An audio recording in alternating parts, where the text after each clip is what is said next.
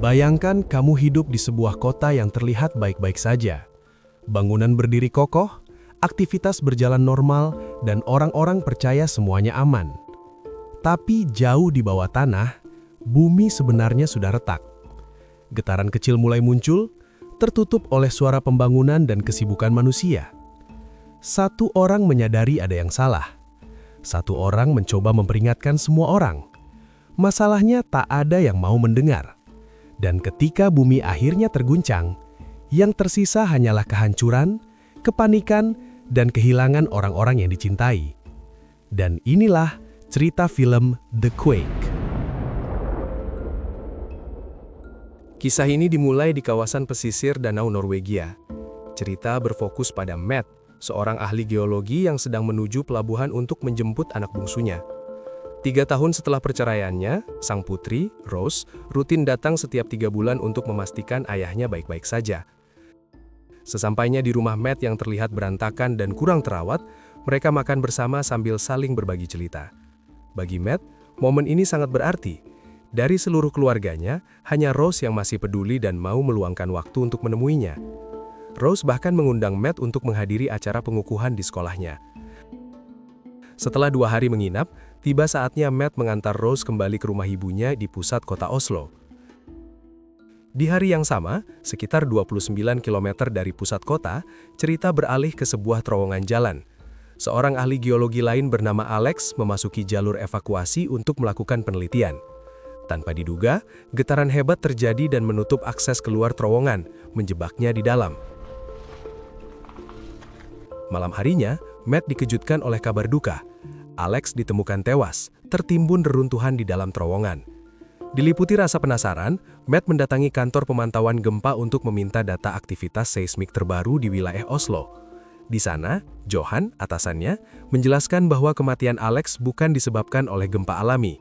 Data menunjukkan adanya getaran yang dihasilkan oleh aktivitas manusia. Menurut Johan, catatan seismik dibedakan menjadi 2 jenis. Titik merah menandakan gempa bumi alami, sementara titik kuning menunjukkan getaran buatan yang biasanya berasal dari alat berat atau proyek pembangunan, terutama terowongan yang belakangan ini banyak dikerjakan. Merasa penjelasan itu belum cukup, Matt mengunjungi rumah Alex dan bertemu dengan putrinya, Maya. Ia meminta izin untuk memeriksa dokumen dan catatan penelitian milik Alex, berharap bisa memahami apa yang sebenarnya sedang diselidiki rekannya itu. Dari arsip yang ada, Matt menemukan bahwa selama 4 tahun terakhir, Alex memantau pola getaran di wilayah tersebut. 4 peta kota Oslo dari tahun 2014 hingga 2017 dipenuhi tanda merah dan kuning yang jumlahnya terus bertambah. Alex bahkan mengumpulkan sampel batu dari setiap titik pengamatan. Untuk memastikan apakah titik kuning benar-benar berasal dari proyek pembangunan, Matt kembali menghubungi Johan dan mempertanyakan metode klasifikasi data tersebut. Johan menjelaskan bahwa informasi itu diperoleh dari laporan awal perusahaan sebelum proyek dimulai, dan biasanya hanya dilaporkan 1 kali hingga proyek selesai. Secara administratif, lokasi kematian Alex memang tercatat sebagai zona kuning. Namun muncul pertanyaan penting, apakah pada hari kejadian benar-benar ada aktivitas penggalian di lokasi tersebut? Johan mengakui bahwa ia tidak memiliki kepastian dan berjanji akan menghubungi pihak kontraktor. Sebelum pulang, Matt menyempatkan untuk mampir ke rumah Rose yang di situ sudah ada Robert dan mantan istrinya Betty.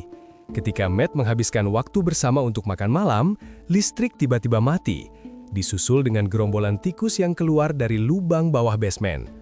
Curiga jika ini ada hubungannya dengan pergeseran bumi, ia pun buru-buru pamit pergi dari sana. Keesokannya, Matt mengajak Maya pergi ke terowongan bekas tragedi yang menimpa Alex. Setibanya di dalam terdapat 1 kotak tikus yang sudah mati dan mesin pengambil sampel masih tertancap di antara bebatuan. Hingga tak lama terjadi getaran padahal jelas-jelas sedang tidak ada proyek pembangunan, sehingga ia langsung mencabut mesin dan membawanya pulang sebagai batu sampelnya.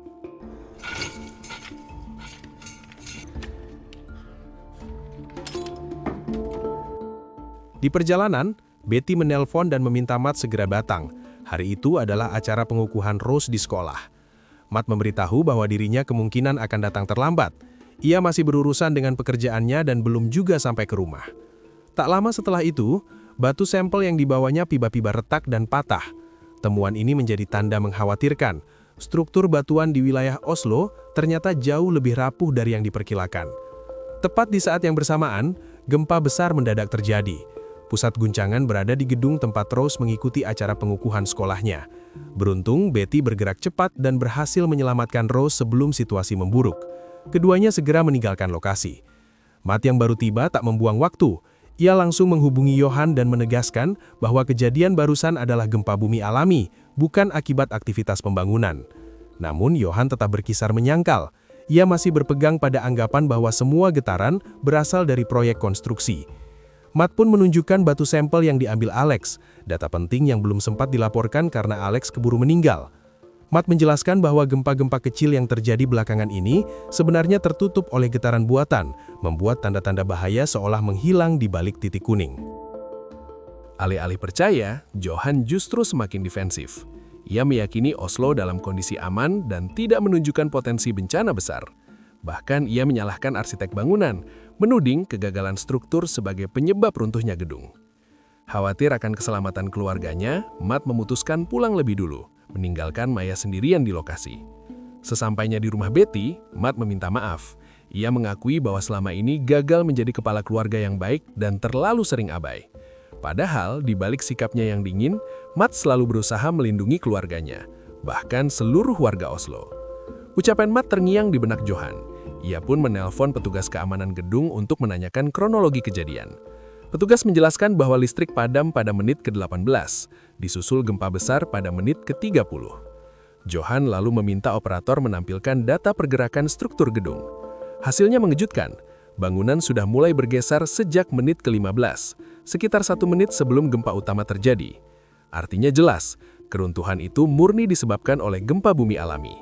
Situasi semakin buruk ketika operator menemukan data tambahan. Pergeseran tanah telah terjadi selama beberapa minggu terakhir, tepat seperti yang dikatakan Matt. Aktivitas gempa alami selama ini tersamarkan oleh getaran buatan. Menyadari kesalahannya, Johan tahu ia tak bisa lagi menunda. Evakuasi seluruh warga Oslo harus segera dilakukan, sebelum semuanya terlambat. Di hari yang sama, Maya yang sedang memeriksa berkas peninggalan ayahnya menemukan rekaman observasi lama. Ia segera menunjukkannya pada Matt. Dalam video itu, Alex menggunakan tikus sebagai indikator bahaya. Dengan indera penciuman yang sangat tajam, tikus-tikus tersebut ditempatkan di 4 terowongan berbeda. Hasilnya mengerikan. Tak satu pun bertahan hidup akibat paparan gas beracun yang merembes melalui retakan batuan bumi. Jika gas itu sudah terdeteksi oleh tikus, maka bencana besar hanya tinggal menunggu waktu. Tanpa menunda, Matt segera membawa Maya dan Rose ke dalam mobil untuk menjemput Betty di tempat kerjanya. Sementara itu, Robert tak kunjung mengangkat telepon. Dalam kondisi terdesak, Matt nekat menghubungi pihak berwenang dan membuat laporan palsu tentang ancaman bom waktu di universitas, semata agar alarm darurat diaktifkan dan evakuasi segera dilakukan. Setibanya di depan hotel tempat Betty bekerja, Matt meminta Rose dan Maya tetap di dalam mobil dan tidak melakukan apapun. Ia sendiri bergegas masuk dan menanyakan keberadaan Betty pada resepsionis. Dan jawaban itu membuat dadanya sesak. Betty berada di lantai 34, sama sekali belum menyadari bahwa bahaya besar sedang mengintai. Sambil menunggu lift naik ke lantai atas, Matt kembali menghubungi Johan. Kali ini, ia mendesak agar alarm bencana segera diaktifkan. Tapi respons Johan justru bikin geleng kepala.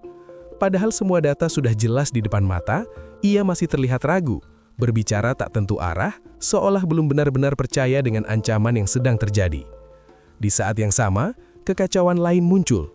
Rose, yang sebelumnya diminta menunggu di dalam mobil, tiba-tiba keluar tanpa sepengetahuan Maya.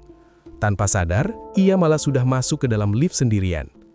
Ketika Matt akhirnya menekan alarm darurat hotel dan bergegas menjemput Betty untuk segera keluar, Rose justru terlihat kebingungan sendirian di balkon lantai atas. Ironisnya, situasi serupa juga terjadi di kampus. Johan yang notabene dosen dan orang yang paling paham soal keadaan darurat justru mengabaikan alarm yang terus berbunyi.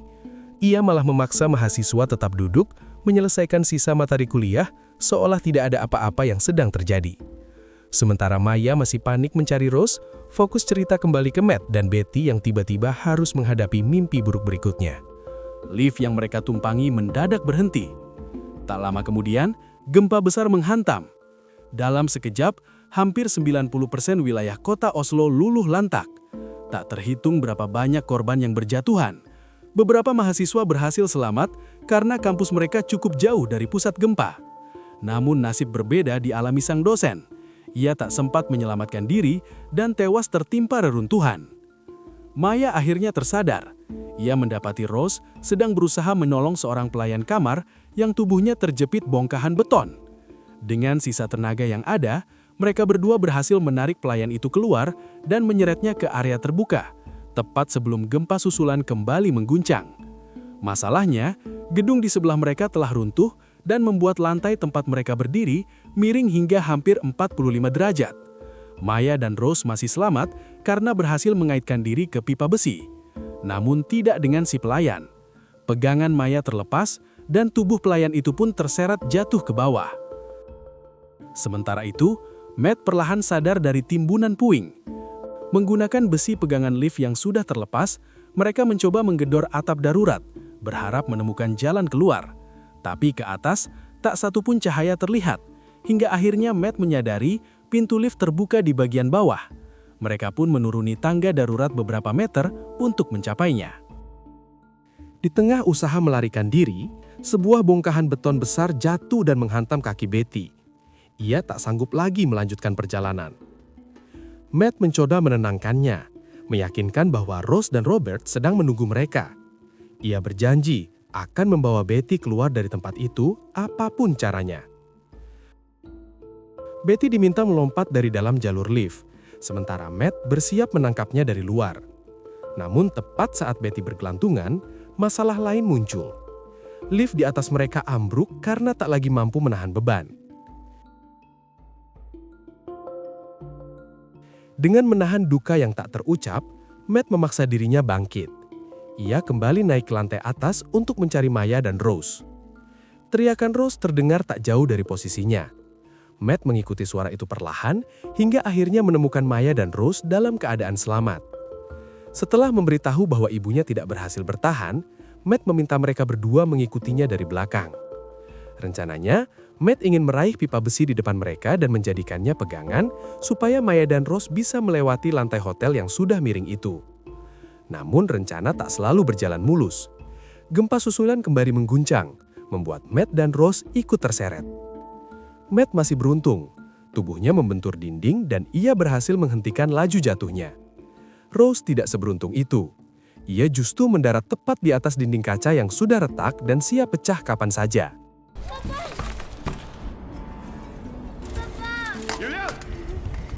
Sementara Maya berusaha mencari sesuatu yang bisa dijadikan tali, Matt menenangkan Rose agar tetap diam dan tidak panik.